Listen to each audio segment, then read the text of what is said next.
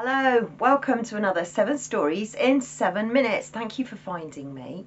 I want to start off tonight with story 1, which is from www.themigrantbrief.co.uk, which has some very interesting statistics talking of migrants. So there are 210 migrant hotels, and currently there are 32,059 migrants in those hotels. The daily hotel bill, wait for this, is 5.7 million. But they also highlight why migrants love the UK. So let's have a look at a few of those reasons. Well, free accommodation, free money, free healthcare, maternity support, legal aid, work, free dental care, free sight tests, education, free fitness, free tech and free taxes. Are you getting that? Because you're paying your taxes. You're paying for all of this, but they're getting it all for free. How is that? How is that right? And what happens when the legal migrants that are here on work visas, when they all go home? It's just going to leave a country full of illegal migrants who are being given pretty much everything. Have a think about that, folks. And whilst I know that many people want to welcome people that are coming from war-torn countries, just remember some of them are going back for holidays. So it's not that war-torn, is it? If they're going back for holidays, we have reported on it before. Which brings me to story 2. So I'll just warn you, trigger warning, right? Because this story in the Telegraph, nearly 500 migrants a day are signing up for benefits.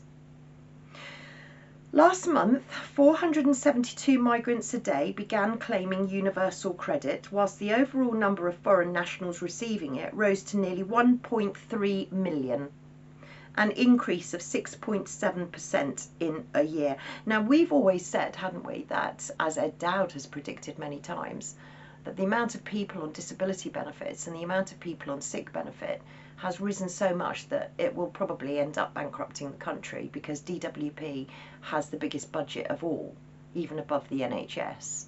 So what I'm saying is that who are we blaming the benefit bill on?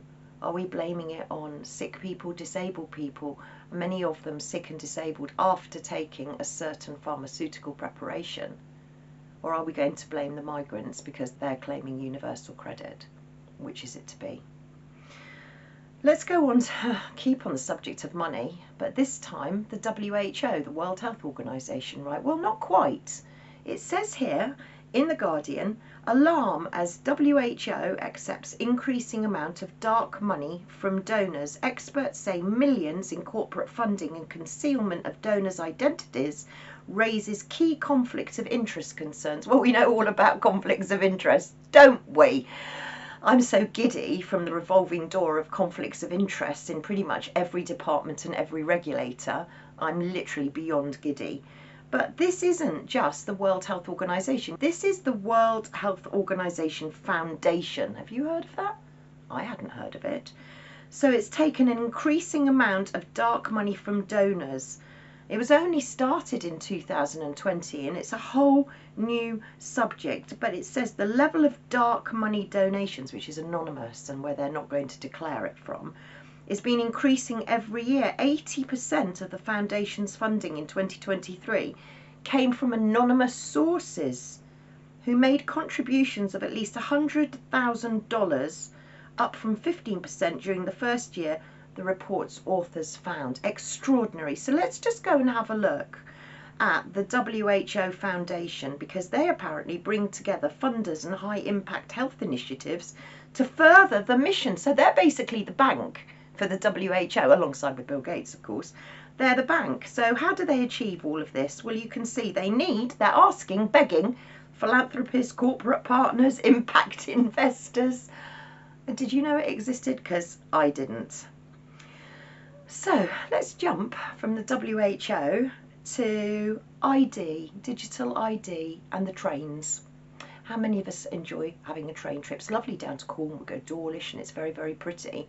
But now what's happening is, wait for it, cutting edge rail ticket technology to be trialled across the Midlands and the North. So you're in for it this time. So new location-based digital ticketing trial starts on East Midlands Railway between Leicester, Derby and Nottingham. So it's all for your convenience, as you'll see as we further go into the story. So this is app tracking your travel. App tracking your travel, right? We said it all along. This is using global positioning system to track your journey. So you're going to be told it's really easy, it's seamless, you can just get a digital ticket and you can hop on, hop off and no problem, easy convenience. No, they're going to know where you are, who you're with, which train you're on, how late the train is, because it's always late, isn't it? But you'll be able to book your journey really easily. No thanks. But let's go from trains to planes and Ryanair. Did you know that Ryanair boarding passes are now all fully digital? So a lot of people use Ryanair, economy airline.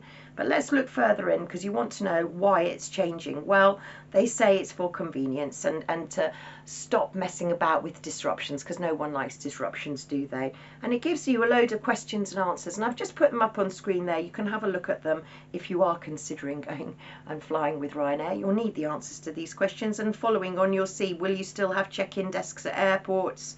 Will you still charge a boarding pass reissue fee? What happens if I don't check in online? What happens if you lose your mobile phone? What happens if you forget or your mobile phone runs out of battery? I don't know. But apparently Ryanair have got all of the answers to all of the questions. But don't panic, because if you don't want to fly Ryanair because you're worried about the digital boarding pass, British Airways, they are still checking in and boarding. So story 6, I'm just going to look at British Airways very quickly, because according to them, you do want to download the British Airways app because that's where they want you to go. But if you look on further how to check in, there is a facility there for airport check-in. So you can check in at the airport kiosks and they will also print out your boarding card for you. So it's not all doom and gloom. But I'm just going to end on that because we're talking about flying. Well, how safe is your pilot?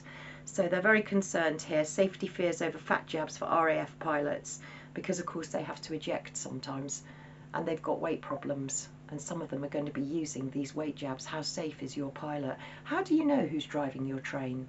How do you know who's flying your plane, driving your coach, what kind of pharmaceuticals and drugs they're on and what side effects? Food for thought, eh? So I'll leave you on that note, but thank you for watching, thank you for listening. If you like, please share, and don't forget, whatever happens, keep smiling.